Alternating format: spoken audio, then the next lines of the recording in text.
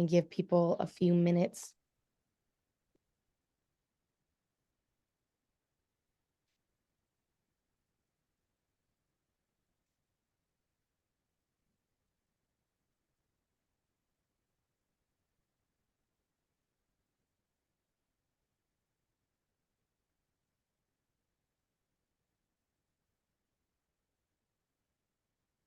Maybe we can kick it off around like 5:33.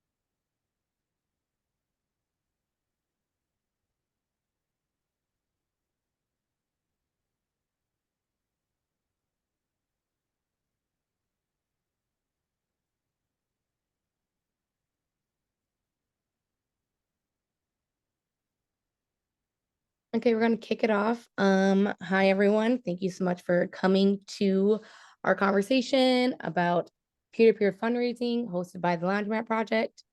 I didn't want to start off the top of our conversation just with a moment of silence, just really kind of grounding ourselves and a lot happening around us in this world. And so if we all can just like take a minute and just ground where we are, and I will chat back in about a minute.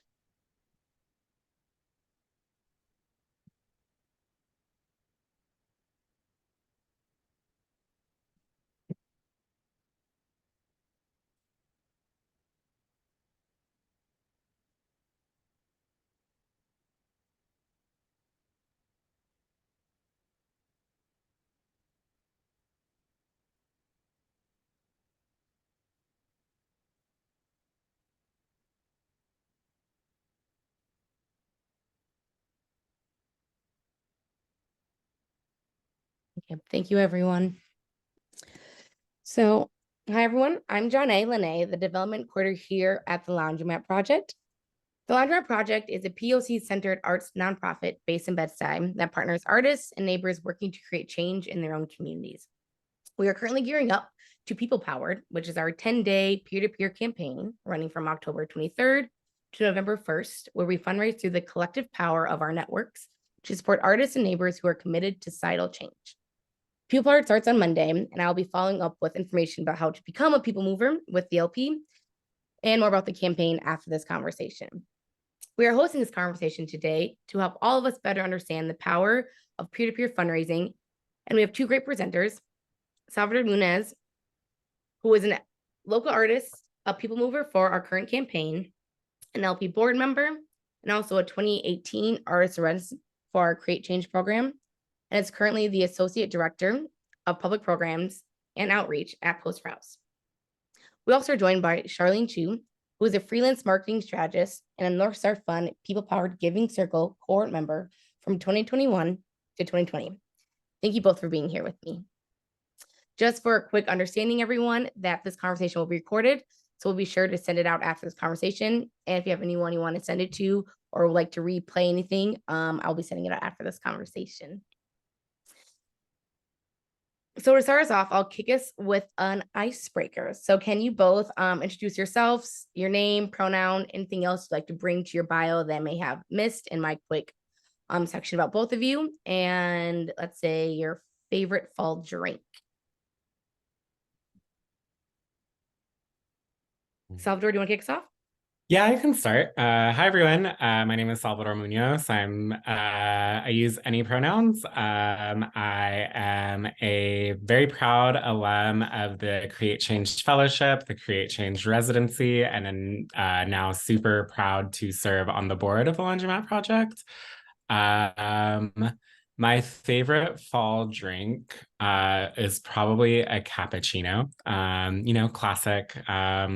I don't like sweet drinks a lot, so the pumpkin spice is just a bit too much for me, but give me a good, well-made, foamy cappuccino, heaven. Great, and I'm Sharlene Chiu. I use she, her pronouns. I'm currently a freelance marketing strategist. I previously worked at the Brooklyn Academy of Music in their marketing department. I have also worked in marketing departments for KQED, which is the PBS and NPR station in San Francisco. Fall drink. I feel like so seedy. I am going to say a Hudson Buck, which is a cocktail that a friend made. It's a mix of apple cider and whiskey. But that is my fall drink. Not an all the time drink, but a special occasion fall drink. Okay, Hudson Buck. I definitely try that. I think mine, I just got a chai latte today and it really like hit the spot. So I'll go with that for today. So to kick off the conversation, it's pretty straightforward. We'll have Sharlene give her background understanding of peer-to-peer fundraising.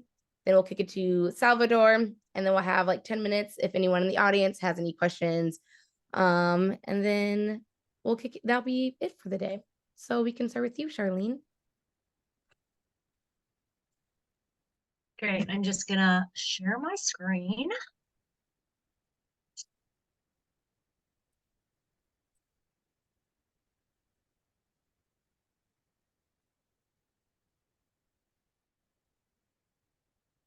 Alrighty, I hope you can all see that. So again, my name is Sharlene. I use she, her pronouns. And really today, I just hope to share my experience with the People Powered Giving Project, which I was a part of from the fall of 2020 to the spring of 2021. That's actually where I connected with the executive director of Laundromat Project, Aisha Williams. We were both cohort members in this giving circle. First off, I have to be completely truthful to this. I was a first-time fundraiser doing this. I never really raised a ton of money in my lifetime. I have, in my marketing career, worked very closely with fundraisers to craft messaging as well as strategies, but I was never really the person who directly asked for the money and the time and the resources. So I just want to make that really clear, and that, you know, anyone can do this. Very novice folks from very seasoned fundraisers. I just want to give a little background on the Giving Project. It was a 6-month process that lasted from October 2020 to March 2021. The first 3 months from October to December was a lot of workshops and training. We got a lot of these skills that I'm going to be sharing with you about fundraising, as well as a deep history lesson on social justice and the social justice movement. Our fundraising started in January at the top of the year, and it didn't end until March 10th. And I realized your challenge is a 10-day challenge, so I'm really going to focus on top time-saving tips here. The other part of the Giving Project is everyone had to make a financial gift, and it was an amount that was meaningful to you. I believe that's the same with the challenge. I think there's a $15 minimum for the 10-day challenge. But for me and for our cohort, we really thought really deeply about our financial gift, because we used it as a vehicle to help us generate more money and ask for matches. So for me, and I have never given this much money in my entire life to any organization. I've always been a person who's maybe given $100, but I've always used my networks and my resources, my marketing skills for folks that were fundraising. But for me, I personally donated $1,000, which is like a lot of money for me, but I thought it was a great way to sort of encourage a lot of people to try to match me and also see that I was really stretching with my donation. And if they could follow suit or come close to it, that would be amazing. And I just want to give a little background on what we were raising money for, and that was the Let Us Breathe Fund, which is the only New York City-based fund led by and for Black communities, organizing around police reform and building Black collaboration. The fund really puts decision-making in the hands of experienced community activists in New York City, and they are the ones who really are on the street, on the ground, and really understand the priorities of the local communities. And that was one of the reasons why I came to it. And then lastly, as I was saying, it's a giving circle. There was 19 of us New Yorkers, cross-class, multiracial. And, we really shared this understanding of race, class, and power through these sort of workshops and like these monthly meetings with each other in mentorship. Just big numbers, how we did at the end. We raised over 20K. And again, we had much more time than you, so don't feel like this is something that you're trying to reach for. But just to give you an idea, each grant is in the value of $20,000, and it's a year amount for each grantee. And just personally from my end, I was able to raise a little over $16,000. I actually had a goal originally of 10K, only because I thought, oh, this would be great to like at least fund half the grant. And that was what I had in the back of my mind. But just to like bring clarity to it, my donations range from $10, a lot of $10 donations, to $1,500. And this was across 116 donors. I even had repeat donors. I had 10 repeat donors. I had folks from not the US donating, from Canada, Japan, Spain, the United Kingdom. I really reached out to folks who used to live here that I knew, who really believed in New York and the community of New York, and then also BLM. That was what the fund was about. I also had 10 company matches, and I'll talk a little bit about that later, but that's a great way for folks that are donating to you to double the money that is coming to your challenge. And then I also had 2 matches at my meaningful gift of $1,000. So let's get to it. Who is a great donor? So it really comes down to the ABCs, which is ability, belief, and contact. So first is ability, and you might think that it's just money, right? But it's not. And I think the challenge has really crafted itself really well, because you have people movers, and then you also have advocates. And these are the folks that are sharing their time and resources to share information about the challenge, to build that momentum, to push that network further, to build more donors into the pipeline. B is belief. So this is really important, really making that connection of that shared value that connects you and them to the cause. For instance, do they live in Bed-Stuy? Is this like a local organization that they're familiar with and they want to support the community? Or are they just art supporters? They want to support the arts. Then there's C, contact. And this comes down to what is your relationship with the person that you're asking? Are they friends and family? Are they colleagues? That relationship really impacts the motivation to give.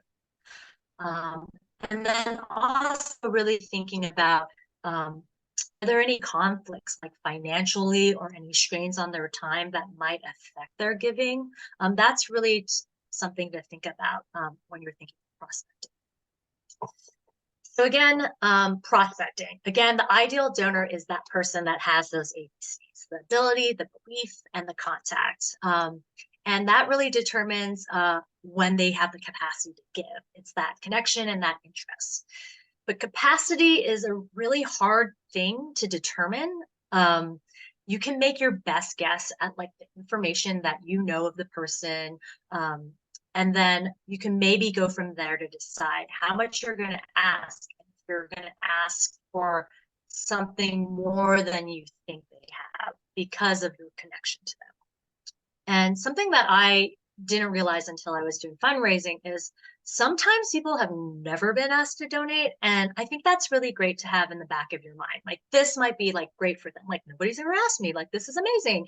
And they might be somebody who may not be able to donate, but they're happy to share their resources and share the challenge with their friends. And then lastly, this was one that I think we should all try to lean into, is those people that that have high capacity, really put their privilege at work, really stretch them. I did that a lot with my meaningful gift and asking a lot of these privileged folks to match me. They didn't always do so. And there are also people that I asked for much smaller amounts that gave me more. But I think the very important thing is that every person's journey to philanthropy is different. Not everybody's going to be ready to, stretch. So I think it's important to not be disappointed if they don't give you the amount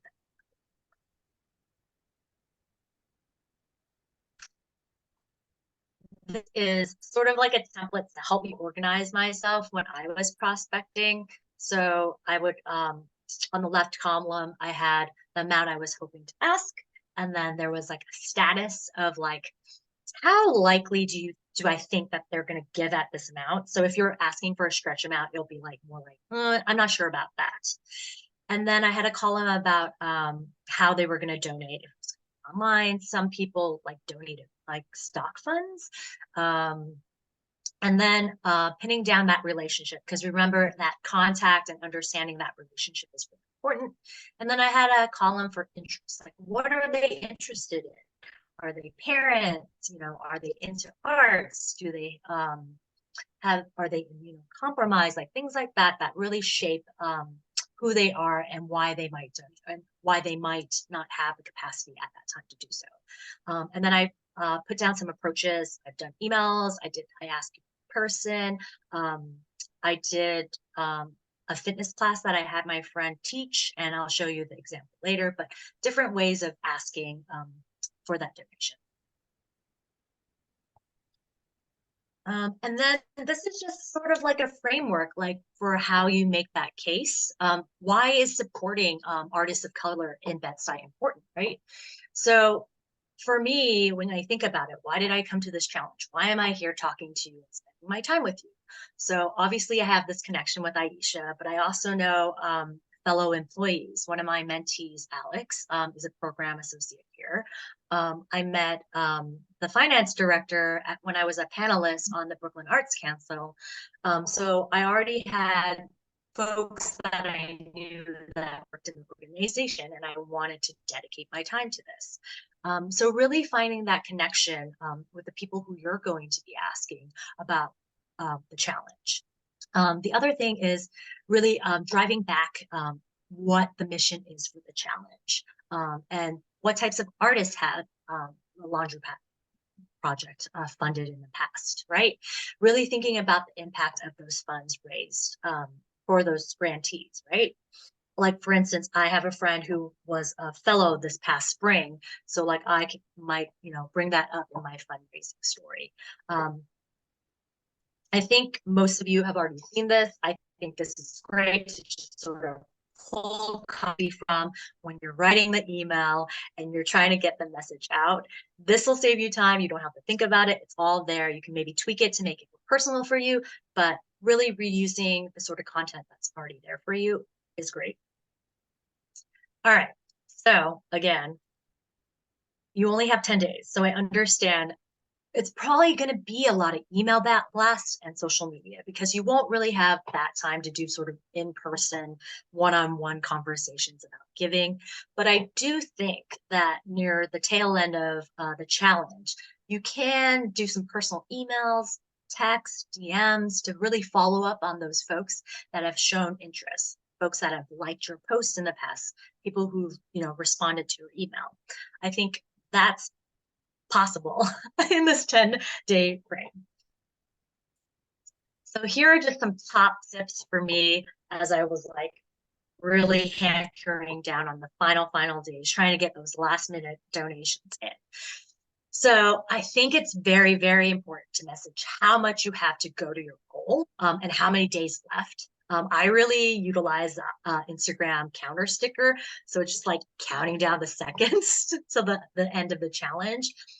That really pushes folks to donate sooner than later, not think about it and oh, I'll get to it. Knowing that it's there's a deadline will help push them to donate sooner than later. And actually, they might even miss the deadline for the challenge, right? And then another thing is, for me, a lot of those earlier donors that I got like way in the beginning of my challenge, when they saw I was X amount away from my goal, they came back and they donated again because they wanted to see me hit that finish line on my goal. The other thing I mentioned before, corporate matches, like following up on those. If there's any folks that had mentioned like, oh yeah, my company does a corporate match, following up on those really helps because that also doubles your funds right away. Constantly be thanking your donors. It's gonna come in handy because you can use a lot of the content that they might post that you've already used and tag them on their posts that are going out to their networks. It's just reusing that content. So thank everyone as much as possible. Also really revisit your networks. Think really broadly. You might have professional and or personal interest groups. Are there like listservs or Slack groups or WhatsApp, lists that you want to reach out to folks? For me, I realized I'm part of a community garden, so I found out later on that they received some funding from the Let Us Breathe Fund for a small workshop that we did. So I was like, oh my gosh, I need to post it there. If your company has like a Slack sort of channel, throw it up there. I got a couple of donations through that.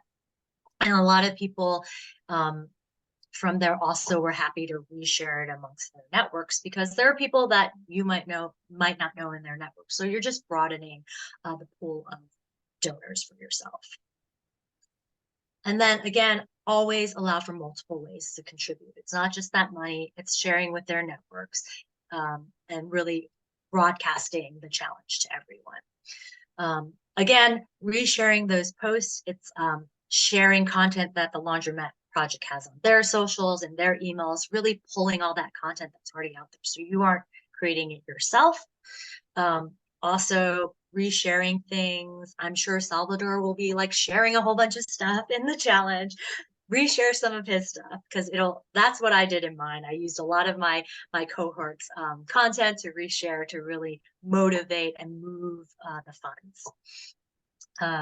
And then progress reports are really great to let them know how many donors you have, how much money you're getting to. It really emphasizes the challenge and helps people understand every little bit helps. Because if you think about it, it's a giving circle. So it's not just about who is giving and how much they're giving. It's really about the collective, all being in that pool together in the challenge. So I'm just gonna throw out some really quick examples. This is my email that I sent out to folks. I just basically personalized the very top part, and then I just kind of dropped in a chunk of some of the copy that I already had from the Let Us Breathe Fund and the Giving Circle. And then at the very bottom, I made it short and sweet. Here's a link, donate, here's the deadline, right? These are just some social posts that I did, and some of these are from my cohort members. My cohort member, Carlos, was really great. He did a bingo card, which was really great because that also emphasizes that sort of collective effort to try to get that bingo. So he had different boxes of different amounts that people could donate. Here's an example where I'm just thanking all my friends and tagging them all so that they would reshare it amongst their networks. And then my other cohort member, Adam, he did LinkedIn, which I think I did end up doing it, but he posted on LinkedIn. So think about all the different channels that you can post messages and asks for. So it'd be LinkedIn, Facebook, TikTok. Again, I did a company Slack channel. This is another example from one of my cohort members that kind of frames where she was at her goal and kind of gave a number of how many donors had donated, how much it was given. So that's just an example there. And then this was my wrap up at the very end after the challenge was done. I think it's really important to let all your donors know where you all ended up and how your giving circle did. these are some creative things, and I know time is limited, but I had a friend who's an artist donate a work of art, and she did a lot of the heavy lifting, and she's great at content, has a huge following.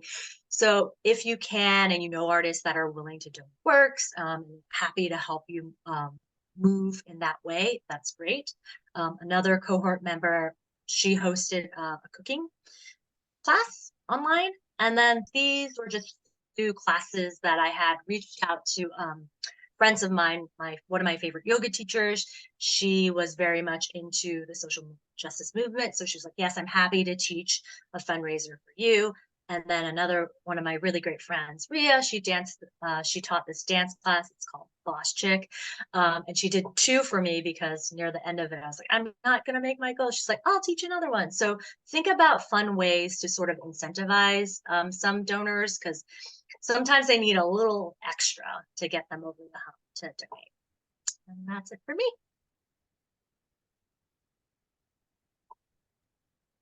Amazing, amazing. You're up, Salvador. All right. Before I jump into my presentation, I just want to say, Sharlene, thank you so much. That was so informative. And I know I certainly learned a lot from your presentation. I'm hoping that mine can be helpful as well, but you really covered everything. So I'm going to try and bring us home. But thank you. Yeah, that was super informative. So welcome to Salvador's Guide to the People-Powered Challenge, or how to bully your friends into donating and have fun doing it.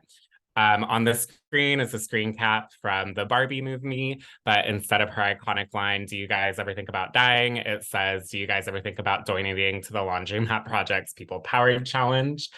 So just a few prefaces before I jump into the content that I'm going to be sharing. I am not a professional fundraiser. Well, anymore. And most of my experience has been in grant prospecting and government prospecting, as opposed to peer-to-peer or individual donor giving. However, I have participated in the People Powered Challenge since my alumni year in 2016. So I've been doing it for a good amount of time, and for some reason I am successful at it.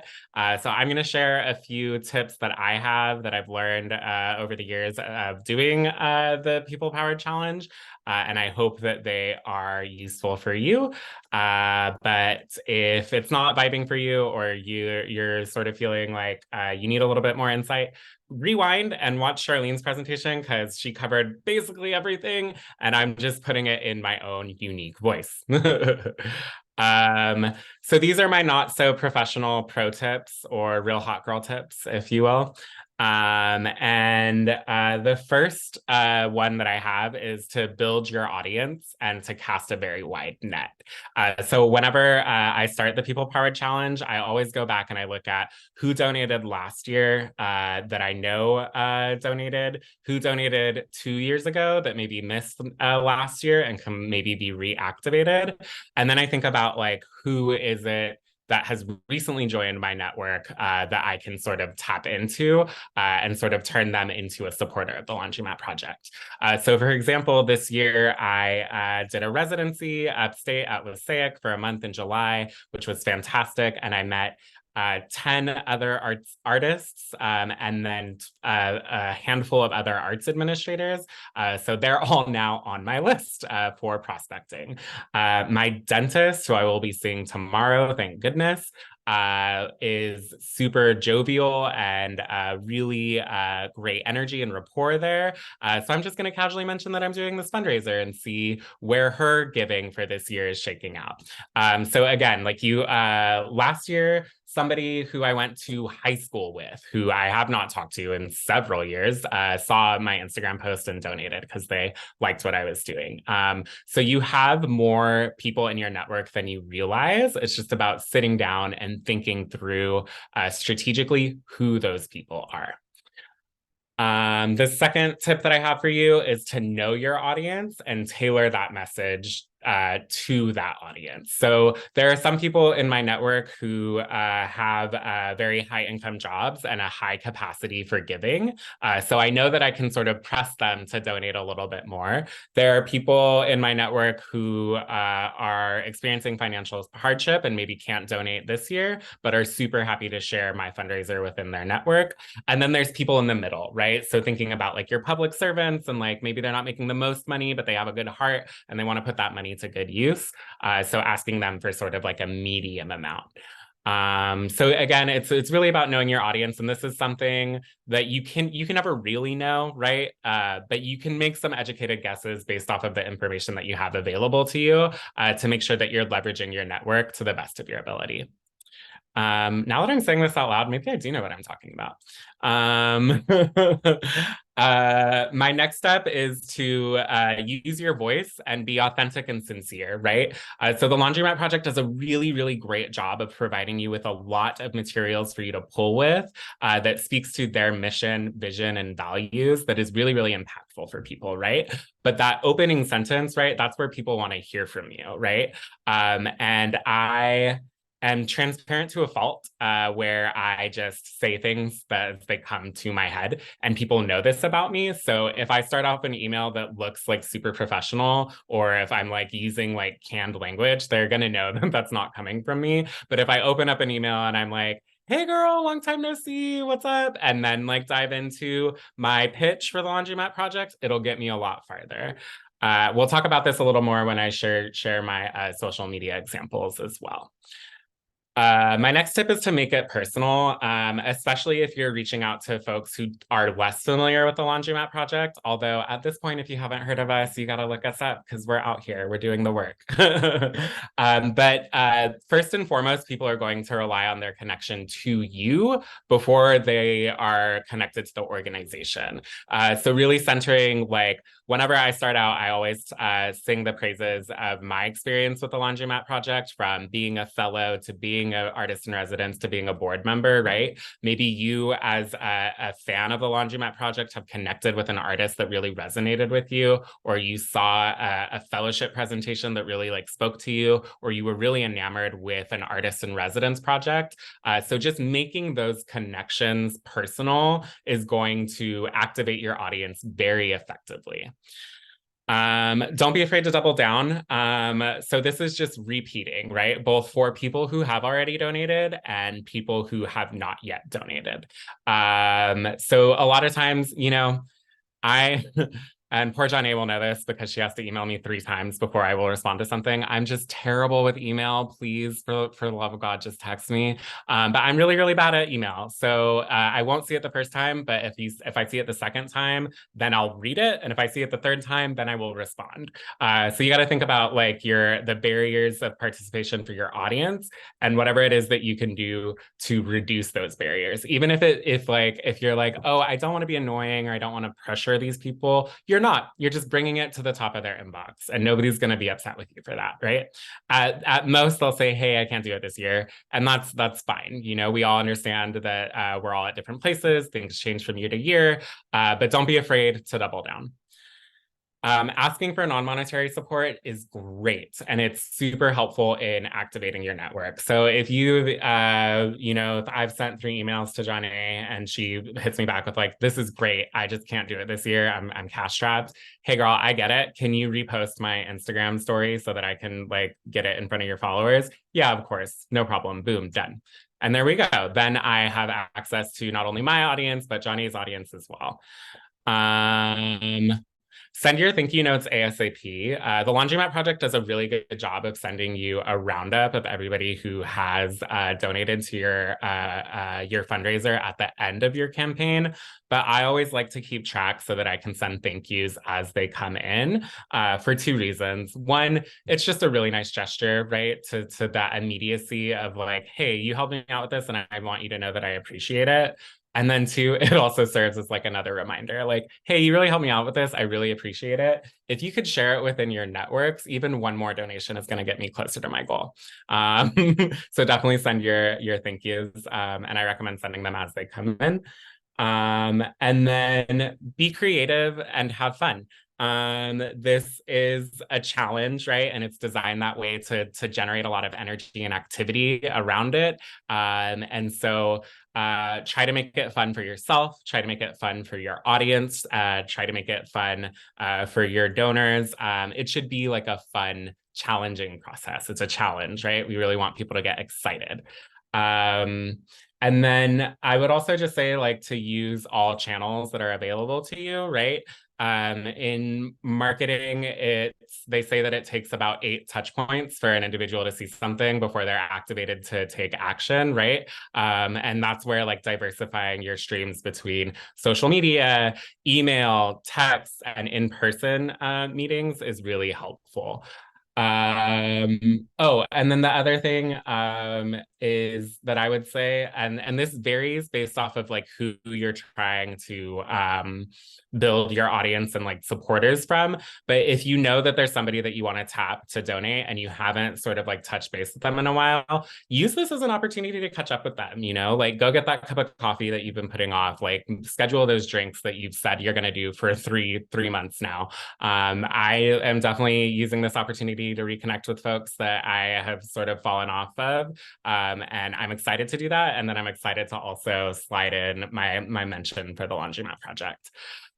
My next couple of slides are just going to take you through some of my social media campaigns that I've ran in the past, which have been effective. And it's a similar tone that I strike in my emails as well. So just to sort of give you an example of like how I've done it in the past. So I always start off by sort of explaining my connection to the Laundromat Project. This is a very old photo from my original cohort way back in 2016, all of whom I still love dearly and I'm in great contact with. And then sharing that I had like joined the board, and that is why I'm now like going more all in on the Laundromat Project and the People Powered Challenge. And then ending with a photo for myself, you know. I generally don't post a lot on social media. I'm probably the most active at any given year in this 10-day period. But unfortunately, the algorithm has to eat too. And as we know, selfies and photos of yourself tend to perform better than graphics or text-based things. Video also tends to perform better. So just sort of manipulating the algorithm to make sure that my messaging is getting in front of as broad of an audience as possible. I like to have fun with it. So 2 years ago, when I was home doing the People Power Challenge, I happened to be home to do a family event. I stumbled on this old box of photos that my sister had, and I said, if anybody who makes a donation while I'm here, I will post an embarrassing photo of myself from my childhood, and that ended up working very well. And then for this year, again, sort of highlighting, or I'm sorry, this was last year's campaign, highlighting what's going on at the LP. We really leaned into Aisha's transition as like a messaging strategy, and I found that to be super effective because Aisha and I joined the Laundromat Project at the same time. So I was able to tie my story with hers and really like bring that extra like person-to-person connection to the organization and to my potential donors. Again, lots more photos. And then I did like a truth or dare challenge last year, which got people really excited. I am notorious for not, if you tell me to do something, I'm going to do the opposite of it. So people were really excited about the opportunity to boss me around, and I played into that. And then, yeah, again, I don't post on social media a lot. So I said, like, if you donate, I will post a photo of myself of any time period of your choosing, and I will eat it and embarrass myself. I'm always happy to embarrass myself for the Laundromat Project. I have a lot of fun doing it. And people, again, they're more likely to engage with you as a person. So really like hammering home that person-to-person connection. And then for this year, I've been really fortunate enough this year to expand my practice and really experiment with printmaking, which has been a lot of fun. But it has left me with stacks and stacks and stacks of printed materials that I have no sort of future or plan for. So I will be giving away prints of their choosing to anybody who donates $25 or more to the People Powered Challenge. And I will also be using that as a hook to get people to donate just a little bit more, because if you donate over a certain amount, you are entered into a raffle to attend Gather. So I'm going to say you could just donate $25 and get one of these nice prints, or you could stretch your donation by a little bit more and get a nice print and also maybe see Alice Smith, which how cool is that? So those are sort of the strategies that I've used in the past, what I'm going to be using this year. And fingers crossed that we're going to have an abundance of donations this year. Yeah. Yes, manifest. Love that, Salvador. But first of all, I just want to thank both of you, Sharlene, the ABC method. I'm going to stick with that. Ability, belief, contact, easy to understand, easy to digest. And I think you did an excellent job really showcasing like your templates and copy and paste. You have different people in your world that you want to ask. You can come up with what you want. And then on our end, the LP does give a lot of templates for text, for emails, for social media. So you obviously can utilize what we have given you. So I think that was very, very helpful on my end as someone who's kind of new to this world as well. And then Salvador, my dude, obviously you know what you're doing, like killing it. I think your campaign's always so fun to watch over the years. And I do want to highlight the double down aspect, because even on my end, when my friends ask me to like donate or even to hang out, I'm like, I see the thing on my phone. I'm like, oh yeah, I'll respond. And then I go to work and then I hit, go get drinks with someone. And then you just like forget in the world that we're always just so busy. And so I think double downing is never like a bad idea. And I think both you hit on the importance of like non-monetary, and like the beauty of a peer-to-peer fundraiser really is just to get the word out, to showcase that like this is something I believe in. This organization has an ethos that I really stand behind. And so it's not just about the dollar amount. Like $5 means just as much to us in this capacity as 100, as 2,000. And it's really just getting the word out that what the LP is doing and getting more people into our community. So I really want to thank both of you for your time and brilliance. I'm super excited as People Power kicks off on Monday. For the last little bit of time, there are a handful of questions and I can shoot them out for both of you in our Q&A. Let me see. The first one I will look at is from Kay. What advice would you give to artists and or arts administrators who are looking to start a new community resource campaign? And I give that to you, Salvador. Yeah, sure. I think it's a lot of like what we have covered, but definitely thinking thoroughly about who your potential contributors or donors might be, and thinking like expansively about that, framing your ask to make sure that you're both capitalizing on your relationship with them, but also emphasizing the organization as a whole.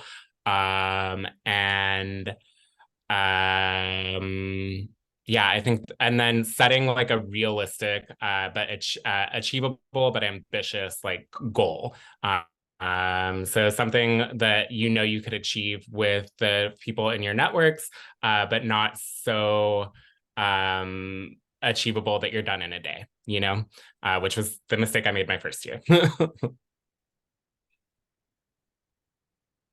Wonderful. And the next question I will offer, how about for you, Sharlene? So you had a longer campaign. How do you cultivate relationships with donors even after the end of your campaign? Yeah, I think the thing that I did at the end was do that wrap up to really let them know where we ended up, where the funds are going. I also provided a lot of resources on like the grantees. And North Star was really great about creating events where grantees came and spoke about the work that we do. So I think that's very important. Just like that follow-up for that thank you, and constantly keeping the organization top of mind for them. I still talk about, North Star Fund and the Giving Project. And I still talk about it to all my friends when they're looking for an organization to donate to. I say, this is a very vetted organization. The money is going to the right place. It's going straight to the organizers. I've seen it firsthand. I am part of a community where those funds are coming through. One of our grantees is Quality for Flatbush, and I follow them on various social media and their emails and stuff like that. So like I'm very abreast of what they're doing, and sort of communicating, where all those funds go, what kind of work gets done. I think that's really important, like connecting the dots to like after, they give that $5. Thank you. I can answer on the LP side a question from Noah. If you need help or don't know how to answer my friend's questions, can I ask the LP development team for help? Yes, of course. That's what we're here for. You can email us, and I give you all the information beforehand, but please utilize us as a resource. We're going to send out a resource center, like I've said, that will give a lot of templates for the text, the emails, newsletters, Facebook posts. And then also if you just need a bit more coaching and or help, like how do I make this into my voice, or I'm not sure if it's like landing correctly, feel free to like let us know. We're happy to help you. Next question. Is it okay if I just send text message or ask on social media? How about you answer that one, Salvador? I think it's totally fine. I think that I would maybe encourage you to like challenge yourself to use like all of the outlets that are available to you, but definitely relying on what you're most comfortable like works. However it is that you communicate with your peers, with your audience, with your friends, family, is going to be effective. I just would also encourage you to use as broad channels as possible, because your preferred method of communication may not be your audience's preferred method of communication. But really any little bit helps, and any amount helps. So however it is that we get the message out there is how we do it. It's going to work. Yeah, I totally get that. I feel like my uncle is not going to respond to my Instagram post, but maybe he will if I call him. Exactly. Okay, and then one more question for you, Sharlene. Sure. Do you have to make a large donation to ask your friends to contribute to the campaign? And then I I don't also ask on my own, like, what was your thought process around when you gave $1,000 for your campaign? Yeah, I think it was a different process because we had spent so much time, like 3 months of workshops and training and being very tightly knit during pandemic in a virtual space, and really being vulnerable and talking about our experiences with fundraising and being donors. And it took me a while to get there because I'm always like, I need this right now for like practical things. So I don't think it's necessary. I do feel that it does help for someone who's not sure what amount to give. So it kind of gives them a litmus. So if you think about, like, I know when I worked in performing arts, there's pay what you wish, like that kind of like gives anyone a gamut. And a lot of times we were like, I'll just give you $1. But like providing that suggested donation, that what you're giving, I think kind of provides sort of a scale or a framework. Like, hey, I can't meet you there, but I'm happy to give X amount. And that might be more than they're willing to give, but they're trying to meet you where you are. Yeah, that makes sense. I remember last year I bullied my friends, like, instead of us getting cocktails tonight, how about you give us $25? Wink, wink. Yeah, that's a good one. Yeah, that was one of the things that a lot of people used as a tactic. Like if someone's birthday is coming up, like instead of, getting me drinks, donate to this. Like I don't need the drink. I'm really passionate about this challenge. Just, toss in $20, And then we have one more question that I can answer from the LP side is, can people give after the campaign ends? Of course. So for the campaign, we're trying to raise 70K throughout the 10-day period, but always throughout any sort of nonprofit and organization we care about, constantly giving donations helps us throughout the year. And so, yeah, it's an ongoing place you can donate to. And I think I hit all of them. Yeah. Well, sweet. Anything from either of you to end us with? I mean, you both shared so much that For me, I think if you're taking this challenge, start prospecting ASAP. Think about who you want to reach out to. Get that introductory email, text, communication, call, in person, shout out now. So you're giving yourself a little bit of lead time when it starts on Monday, which is very soon, so that they're ready for it. It's like once those gates open and you have like the link to send them to donate, I think you're gonna set yourself up really great for success. And also educating them on the challenge so that they can be advocates and share that information amongst their networks. Yeah, I would echo that. Like just preparation, it's 10 days, it goes by really quickly. But if you plan for it, right, those schedule sends, like makes your life like a lot easier. And then yeah, like try and figure out what like your hook is, like to make it fun for you. You know what I mean? Like it can be challenge, especially the first year I did it. I felt weird about asking people for money, and now I'm like shameless. Like if I just met you, I will be bringing up this fundraiser. Like if I see that you just like lay down your credit card for drinks, I will be asking you to lay it down for this fundraiser. You know what I mean? So yeah, those are my closing thoughts. sweet. Thank you for that. I appreciate both of you. Thank you for your time. And I will talk with you soon. Thank Thanks, you, everyone. everyone. Bye, everyone.